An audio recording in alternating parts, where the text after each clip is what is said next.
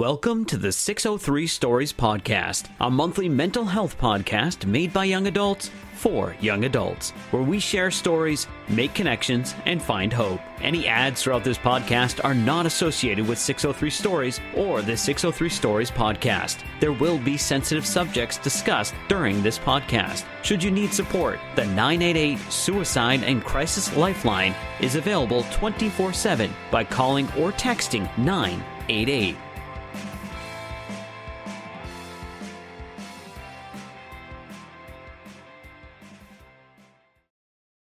Hello and welcome back to 603 Stories, a mental health podcast made by young adults for young adults. I'm Jace, my pronouns are he, him, his, and I'll be one of your co-hosts today. Hi there, I'm Heather. My pronouns are she, they, and I am your other host. Before we jump in, I just want to remind y'all that Jace and I are not mental health professionals. We are just two young folks who are passionate about mental health and sharing these conversations with you. Today, we have a couple wonderful guests here to talk about men's mental health. So before we begin, let's take a moment to meet our guests on today's episode. We have Alexa and Jordan here with us. So Alexa, how about you start and tell us a little bit about yourself? Hi, I'm Alexa. I live in the Manchester area and I currently work at the Mental Health Center of Greater Manchester, working with adults coming out of inpatient units and really working to help them establish resources and support so that it can be successful in the community. I'm also in grad school for clinical mental health counseling, and I finished December 2025, so I'm really excited about that. And I'm also a volunteer for NAMI New Hampshire. I'm a Survivors Voices speaker, and I'm very passionate about men's mental health. Hello, my name is Jordan. I'm also from Manchester, New Hampshire, born and raised here as well. I'm not in the mental health space for what I do for work. I'm a general manager for a bathroom remodeling company, and I actually just recently graduated from my master's program at Southern New Hampshire University. And I'll be graduating or walking within this month. So that's a cool thing. And then I've been with NAMI since 2020. So only been with it for a couple of years. And that's actually how long I've known about mental health for myself as well. So pretty soon after I learned about mental health is how quickly I started volunteering for NAMI. What I do for them is I'm an In Our Own Voice speaker, and I also started by being on their walk committee. Wonderful. Thank you both so much. Alexa and Jordan. So Alexa, you mentioned Survivor Voices, and Jordan, you mentioned In Our Own Voice. Could you just share a little bit about what that is with our audience for those who may not know, and a little bit about what it is that you talk about in those speakers programs? So, In Our Own Voice is pretty much I just talk about my own mental health experience. It's to a bunch of different range of people. I've talked to middle school kids and high school kids, as well as people who are in college, and also people who have children of their own who have just started having their own mental health issues, and maybe they're looking for guidance. It's a real range of people who kind of just like to hear the stories of other people. I think it's a really cool thing to be a part of.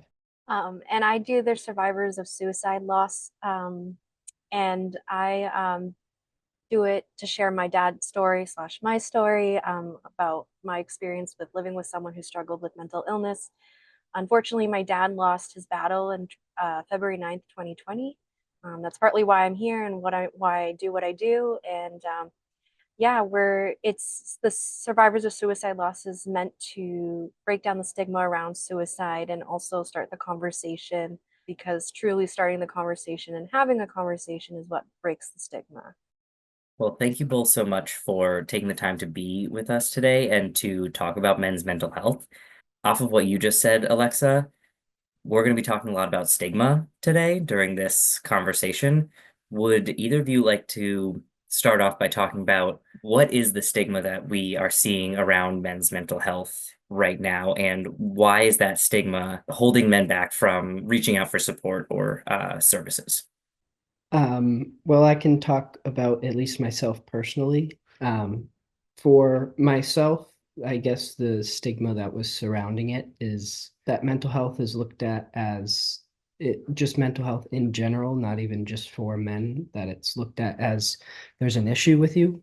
And I think people often associate issues with something that's wrong with the person itself and not necessarily just something that a person has to deal with.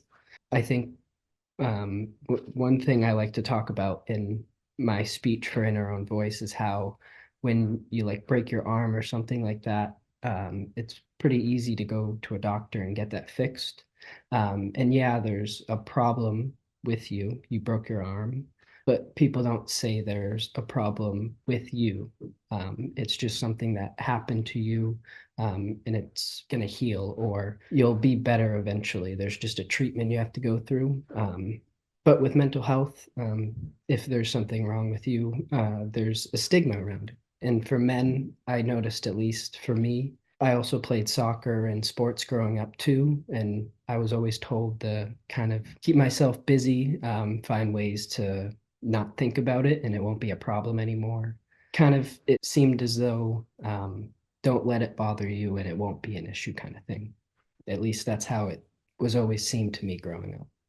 That can be so challenging. The like folks make it seem like it's this easy thing to do. Like, well, you just don't think about it. When, in reality, it's not that simple.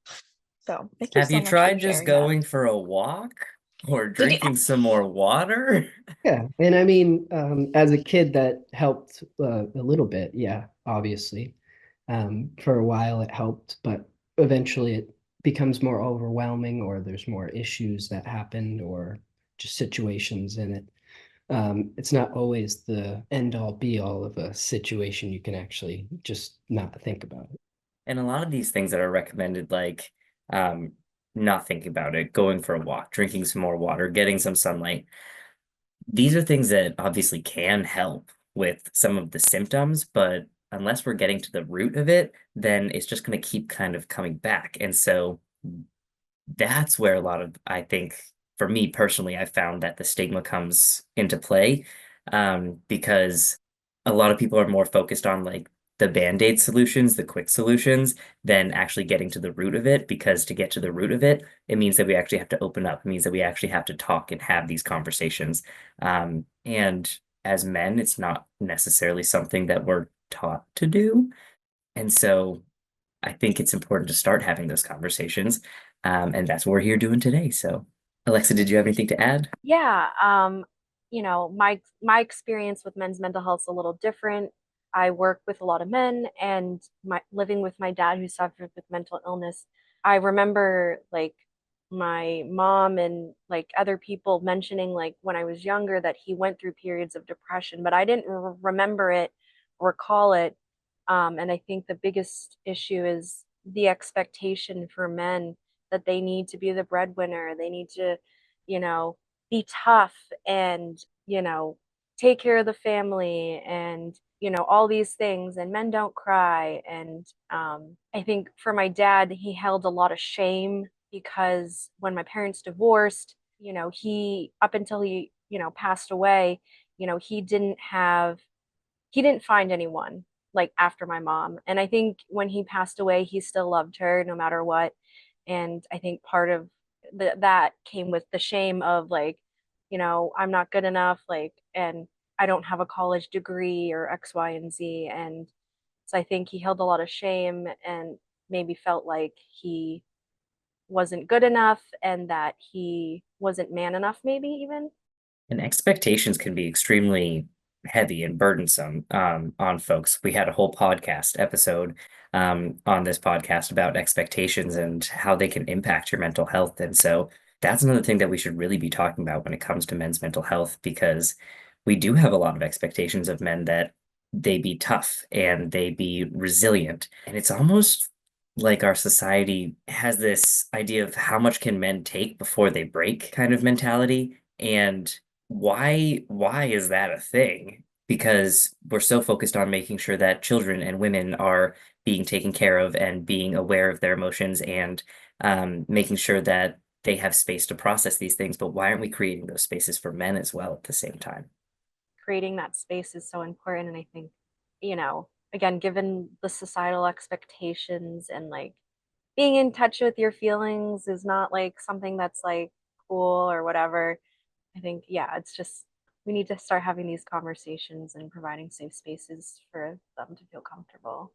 And promoting self-care among men too. And self-care isn't just like bubble baths and I don't know, yoga. But it can be all kinds of different things. And so promoting self-care in a way that makes sense to meet men where they're at, I guess, is what I'm trying to say. So what are some ways that either you, Jordan, or Alexa, you saw your dad partake in self-care? I would say that one of the things I started to do, I guess you could call it self-care. I started meditating for my mental health. I don't know if that's necessarily self-care or more of like a coping strategy for mental health, but that's one thing that I enjoyed doing. It kind of helped me detach from the idea that my thoughts were everything, and more so that my thoughts were just something that some of them I had complete control over, like my conscious ones, but there were still subconscious ones that aren't necessarily who I am or anything like that. I would also say exercise before. Like you said, exercise isn't necessarily the end all be all strategy to help fix something, but at the same time, it's still a good thing. And it can help promote mental health and just overall a good feeling in oneself, especially if you can focus on like a time management schedule and everything like that. I would also say just eating healthy and having a good diet is another good like self-care thing you can do. I love how balanced all the things you just mentioned are. You're not only talking about like your mental health, but you're talking about your physical health, you're talking about diet. It's all the pieces that kind of go into it. Thank you. Don't get me wrong, I definitely don't do all of these 24/7. Same. It's Same. like obviously there'll be days where I'll be like, oh, I got like 4 hours of sleep last night. That's not great, but at least I ate good today. So it's about picking your battles sometimes too. Absolutely. And I appreciate all of your points too, because I think it's just such a great example of how mental health is physical health. Like you are one unit. If you're taking care of your mind, it's easier to take care of your body. If you have the ability to take care of your body, it can, create those endorphins that help take care of your mind. And I think considering these and the way that they intertwine is like almost another part of stigma of like frequently it's separated. It's like you got to be like a gym bro and you're tough and blah blah blah blah blah blah. Rather than it like, oh, you're doing these great things to take care of yourself, and like that's fantastic, and highlighting the benefits of it. I guess finding the balance of like this is wellness versus this is performative. And I Isn't like performative the that's, right word? yeah, but I like that that's what Jordan you brought up and Heather you pointed out too, is that you don't need to be a gym bro per se, where you're going every single day for like 3 hours a day. It's just you are finding that balance of what works for you. If that's going to the gym every day for 3 hours a day, great, that works for you. But if it's going for a run once a week or balancing your meals when you can, and on days that you feel like you can't necessarily go out of your way to create a whole balanced meal, at least fueling your body with something so that you're able to partake in activities that you still enjoy and finding those connections where you can. So I like that we're talking about how there are all these different things that we can do to take care of our mental health, but it's all within a range that is supportive to our mental health as opposed to pushing ourselves past that range, and it becoming something stressful. Thank you for sharing that. Alexa, is there anything that you've seen or like recommended to the individuals you work with as far as like finding that balance, taking care of themselves? Yeah, that is something I preach all the time. Like, I am all about finding what works for the individual. I don't think we should be putting people in boxes and saying, oh, try the 5 4 3 2 1 method. That'll work. That'll, fix everything. And I think the connection between physical and mental health is so important to recognize because, like you were saying, Heather, if like you're not feeling well physically, then you're probably not feeling well mentally, and vice versa. And integrated care is something that's really up and coming. At the center I work at, we have a program called Pro Health, where it's to integrate the physical and mental health. But in working with men specifically and coping skills, really just trying to get down to the nitty gritty of what they like to do. Like, do they like to go fishing, or do they like to be in nature, or whatever it is. Like, I went with a client today for a walk, and he wanted to go for a walk, and that was great. So I think it's spending time building the rapport, and letting them know that like they're not expected to fit into any sort of box. What are some ways that you think mental health care could be made more available to men or more comfortable for men? Again, like we said, not everyone's going to fit into the same boxes. But what are some ways that we're seeing that can be helpful for men in making these resources more available, more accessible, and more, More approachable. that's the word. Me and Alexa have actually talked about this a little bit, kind of about just different ideas about ways we could either have men in like a group setting, talking to someone, whether it's just giving it a different name from like group counseling or everything like that, maybe like a hangout or something like that. Because I think it was in May or June that we went to Denver. It was June we went to June, Denver, yeah. NAMI's National Convention. And one of the conferences that we got to go to in that was all about men's mental health. And the speaker who was there, he kind of created this whole, I believe it was actually a nationwide or international Yeah. group with just men. They talk on video regularly, and it's kind of just like a support group for men, but they have like different names that they give the support groups and everything like that, kind of just make them more inviting to men. I feel as though sometimes men could see the idea of support group and be like, okay, that's for women. And I mean, not that there's anything wrong with that, but at the same time, I think if we started as in general, just framing the idea of having conversations with people in general can be that type of support system that you can have, to encourage people to talk about their mental health. I don't think it necessarily also always has to be in a formal setting. I think if you just have one friend who you trust and you're comfortable talking about, and honestly, who you're also comfortable listening from about, and just have conversations like that, I think that's one of the best things you can do. That is such a great example of, I think we were talking about it right at the beginning of like just starting the conversation, being able to like normalize, even if it's like not a peer group, but it's a hangout or with a friend, a peer, whatever it is, and just talk about it. Yeah, I think the conversation can also be very informal as well. Like if you're Mm. just talking with your friend, maybe you go get dinner or something like that because you guys haven't seen each other in a while or something like that. Also, just being honest. A lot of times people say, um, just to be polite, how are you doing? Oh, I'm good, I'm fine, or whatever. Maybe be a little bit more honest sometimes when someone asks that question. The person definitely isn't probably aware that you'd be that honest sometimes because, again, usually people just say I'm good or anything like that. But I've caught people off guard a couple times with that, but yeah, it always leads to good I know. conversation, so it's not a bad thing. Yeah, and you can also, I mean, maybe if you're not that close with that person, maybe you can actually become closer with someone in that way too. So Have you found that having that transparency has made it easier for folks to connect with you or vice versa? I would definitely say yeah. Just me talking more about it in general.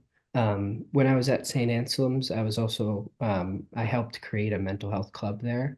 And with NAMI, while we were there through the club as well, I did an Inner Own Voice talk there. And I noticed that after I did that talk, and honestly, just after for like 2 years of talking about mental health there, I noticed people that I didn't know, or honestly didn't even meet. I mean, St. Anselm's was a small school, but I still didn't know everyone. Strangers from the school just come up to me and start talking to me about their mental health. Um, and I mean, I didn't mind because I thought it was cool that they were comfortable to say anything to me like that. But I think just talking about it in general kind of made people open to want to share it with me. Yeah, and going off of Jordan talking about create or finding ways to bring men to talk about their mental health. We've also talked about, having a coffee chat group or like a fishing group, or doing different things in that realm. That's not so like we're sitting in a circle looking at each other type of thing. When I went to the NamiCon the first year, was in Minneapolis, and there was a woman there who talked about a program that she created at a barbershop. And so basically, men would go there and talk about their mental health. I mean, you go to the barbershop, you're shooting the shit, and just like converse and get your hair done and just be in a safe space where it's relaxed and not like, like sterile and all that. But that makes complete sense. Like, meet people where they're at, as opposed to expecting people to come to you to receive services. Bring services to where people already are. Yeah, or like I just thought of like creating like I don't know, like sports, like if they're into sports, like creating like a baseball team like, that just gets together every other Sunday or whatever it is. Or like a fantasy league where like you're Yeah, already going to get together anyway, and you're not running around where you like it's hard to have a conversation. You can sit with right. each other and still like talk about your fantasy league, but you can also talk about mental health at the same time. Exactly. Exactly. I think a lot of it also is the idea of a sense of community. I think for at least some men, it could be harder to have that sense of community, have that support system around them. Maybe they just grew up in an area that they didn't meet a lot of people that they got along with or had similar interest with. But honestly, in today's day and age with the internet, it's a lot easier to find those type of people.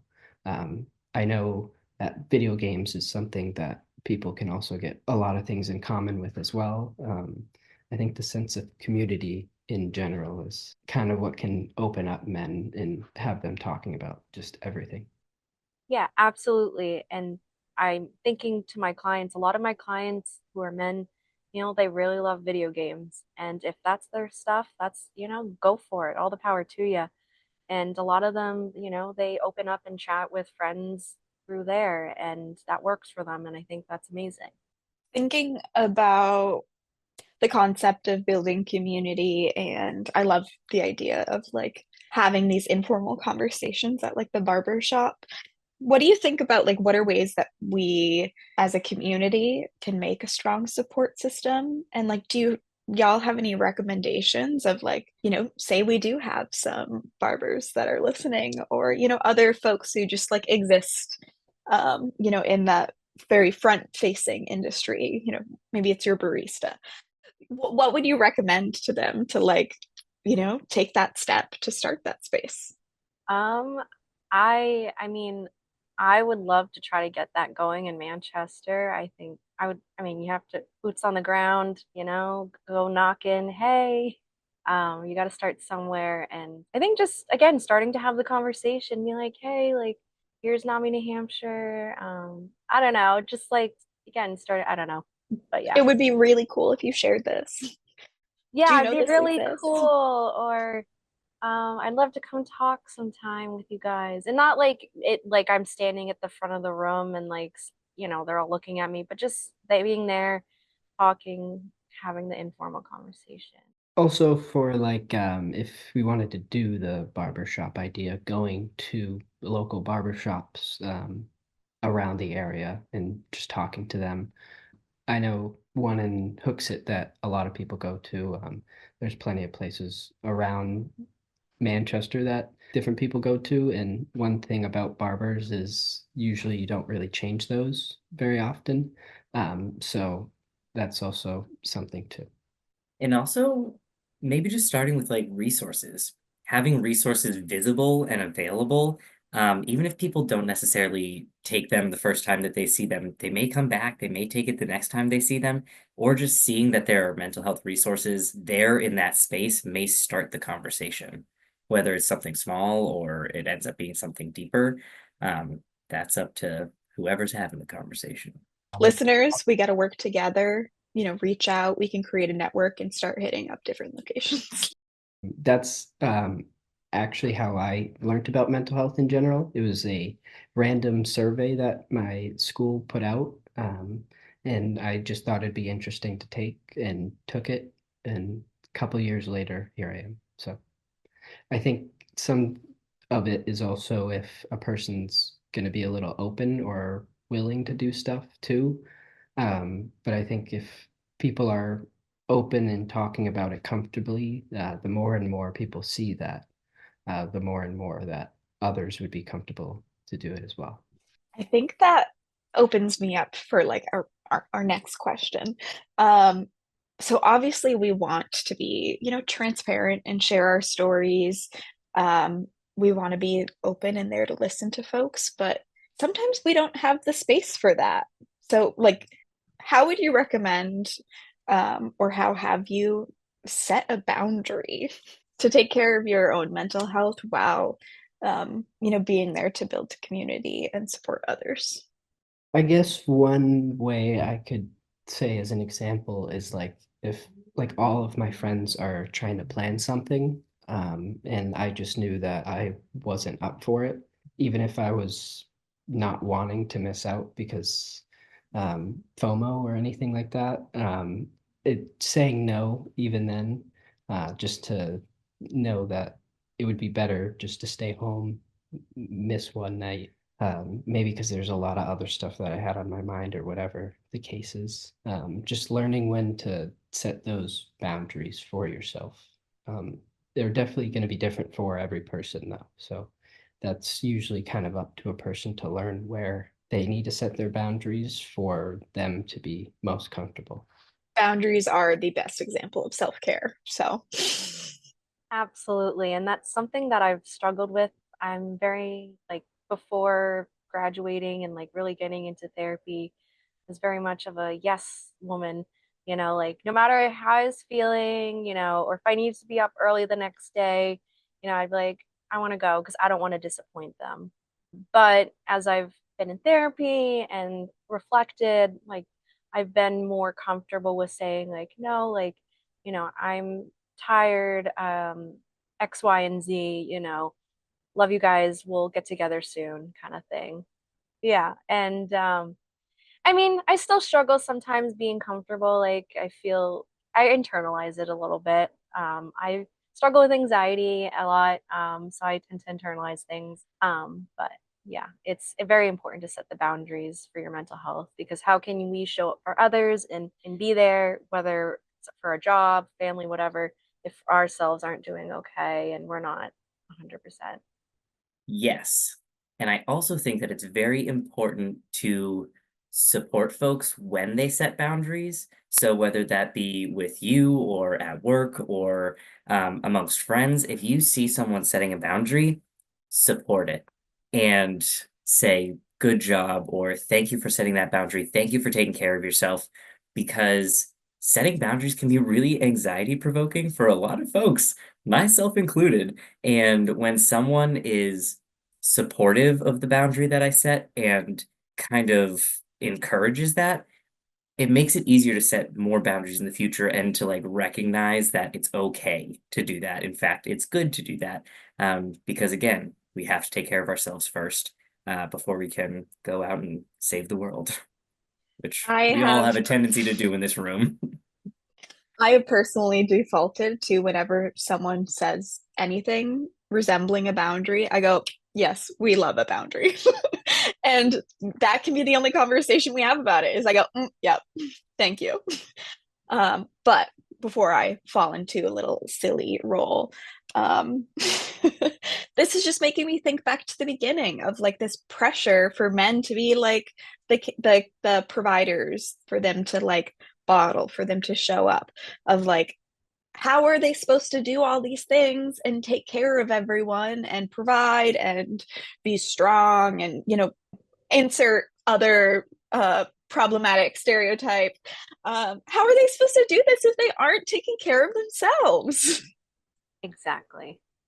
Yeah, they have to take care of themselves. I mean, this kind of is going off a little bit, but I think I work with a lot of homeless folks, and there's a lot of stigma about being homeless and suffering with mental illness. But, you know, how can they focus on getting a job? They're constantly in survival mode. So, thinking back to men, like constantly in that headspace of like, I need to be tough, I need to be X, Y, and Z. I can't show emotion. I just need to suck it up and, all that stuff. I'm fighting those toxic stereotypes by crying. Go team. Woohoo! But seriously, like I can remember growing up and not seeing the men in my life cry or show emotion. That's not entirely true. My father always cried whenever we watched Ratatouille. He's gonna be so upset that I said that on here. But other than like Dang. watching animated Disney movies, there wasn't a lot of like emotion sharing. And I don't think it's any fault of any individual. It's just a societal like expectation almost that men have to bottle things up and should be tough and see how much they can take before they actually break down. But that should not be the case. And in order to start kind of turning that around and changing the narrative around that, we need to support the men in our lives and we need to give them that space and that time to show their emotions. I'm not saying that that's necessarily going to be crying every single time, but allow them to express joy and allow them to express sadness, allow them to express these emotions outside of just anger, because the only emotion that we really but think about it, the only emotion that we really justify for men in our society is anger most of the time. And I so was why? I was so ready to interrupt you and be like, I did witness a lot of emotions from the men in my life as a child. It's just unfortunate that the emotion that I witnessed was anger. And I think understanding like the long-term impact of that, of like, yes, this like person as an individual, but the ripple of like, you shouldn't have to like be scared of your family members, and like understanding like, are you showing up for your family or your children or whoever the best way you can? If you're just like cranky and angry all the time, Or even yourself, because if the only emotion that you're ever like quote unquote allowed to express is anger, then I've seen a lot of men turn that on themselves, and that's where we start to see them kind of like beating themselves up. Um, and literally and figuratively. yeah, and we need to practice compassion not only with others, but with ourselves as well. So that's my 2 cents. I think a lot of it is also what they were taught as well. I know that I was told many times about my either great grandparents and their parents as well that a lot of times the when you're around the man of the house, you were to be seen and not heard, and that's pretty much the standard of what everything was about, whether you were honestly a guy or a male or a female. That was just how it was. And I think after a couple generations, now we're getting to a point where that's not how we really are living as a society anymore. And I think that pretty much just as people are evolving, it's a good thing to be open with those conversations and stuff like that. And I think a lot of that evolution has to do with change makers like yourself who are willing to have these conversations and are putting yourselves out there as an example for society. And I can't even begin to express how much we appreciate the work that you're doing in these spaces. Speaking of, what can we do as a society to make mental health sports more accessible or more approachable? I think going back to like the boots on the ground, like going to barbershops, and as we've been talking, I've been thinking about like going to like local businesses and like trying to put up different information things to kind of maybe catch an eye and, get again, the conversation going. So I think starting there and like just kind of implementing little things like that with information, and they can look at it and be like, oh, all right, I didn't think about doing that. Or, Going very like grassroots. yes, absolutely. Yeah, I think that's also a great idea. And I definitely said it a whole bunch in this couple hour or in this hour that we've been here, but open conversation, I think, is one of the best things we can do. If these things are stigmatized, I think the best way for us to change that is to normalize them. One thing actually that I was thinking about yesterday, and it was kind of a lot that I've noticed it within the past week about people talking about like therapy as an example. And people would talk about therapy as it's not something that they needed because they didn't have a problem. And I think the idea of therapies only for people who have problems is misleading.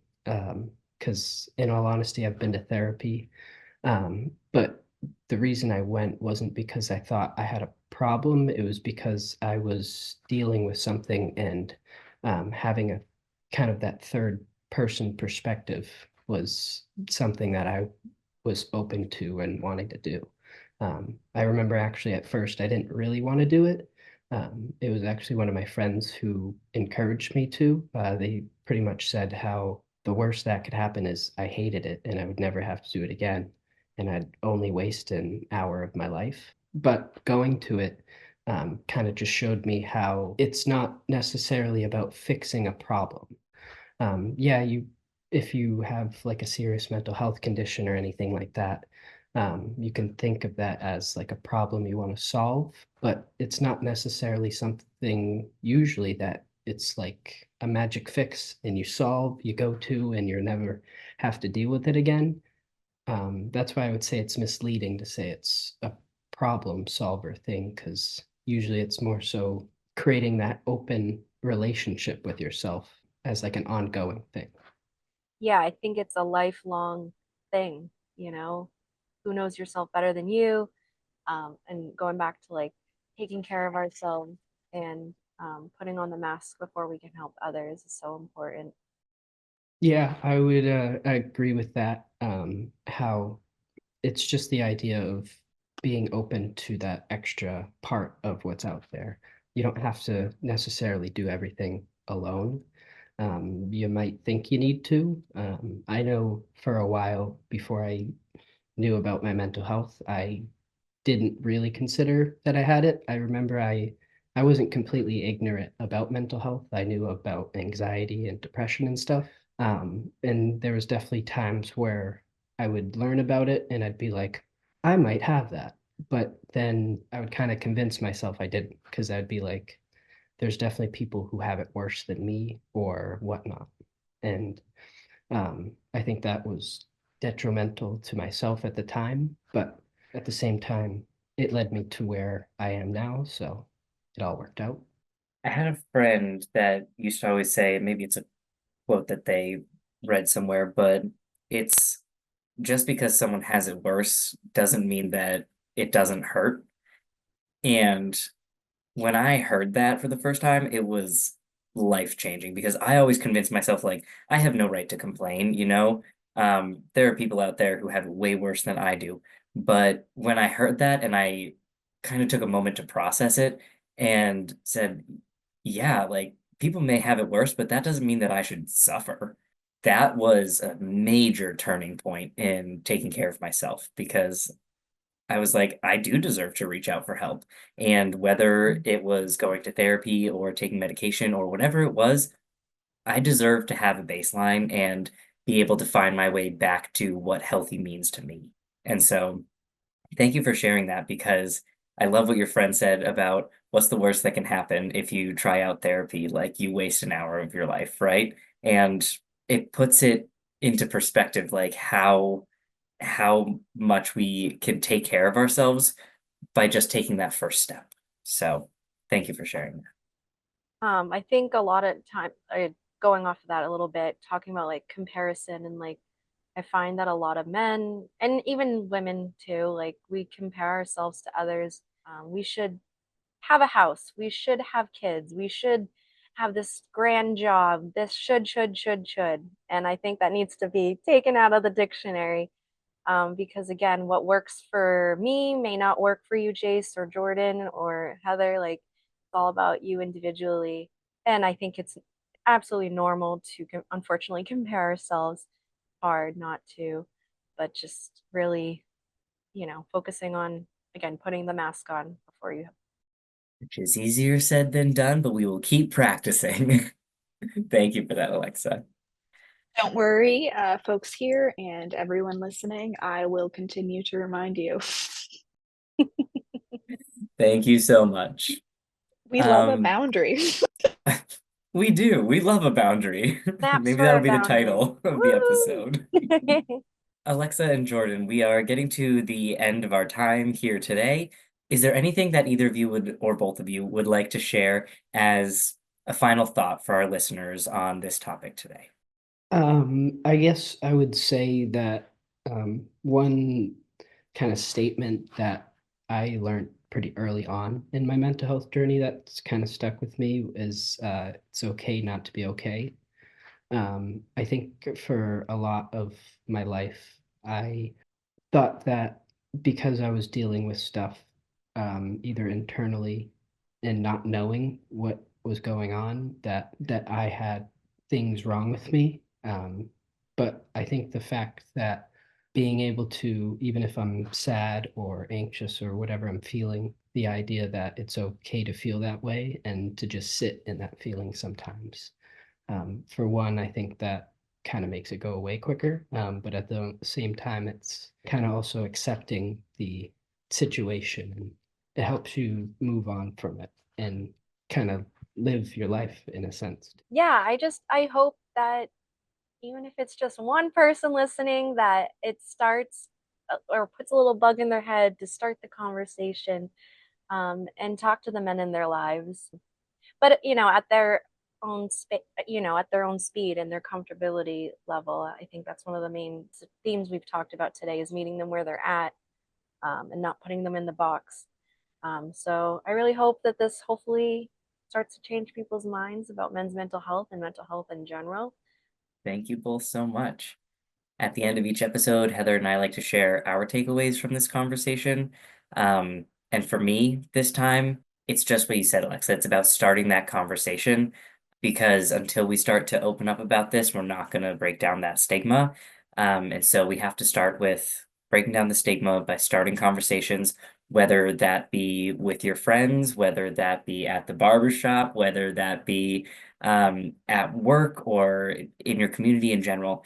Starting those conversations. It doesn't have to be huge. It can be answering honestly when someone says, "Hey, how are you?"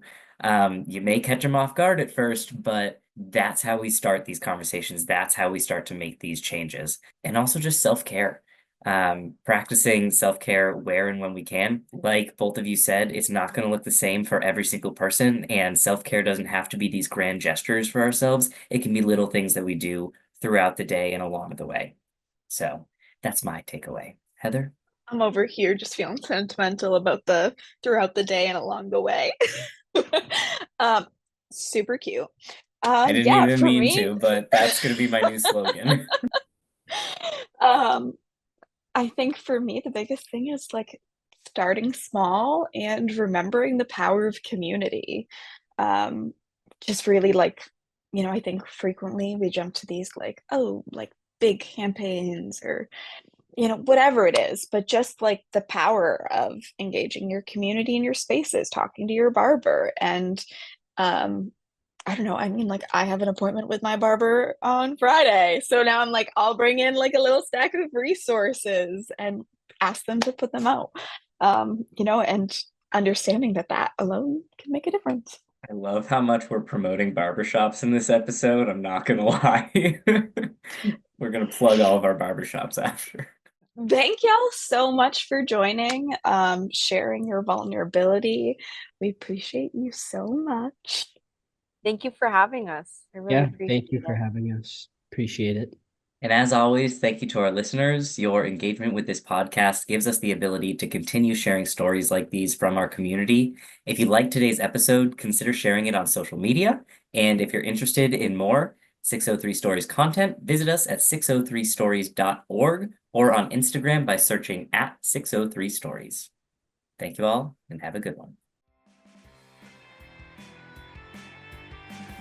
Thanks for listening to the 603 Stories podcast, a monthly podcast made by young adults for young adults.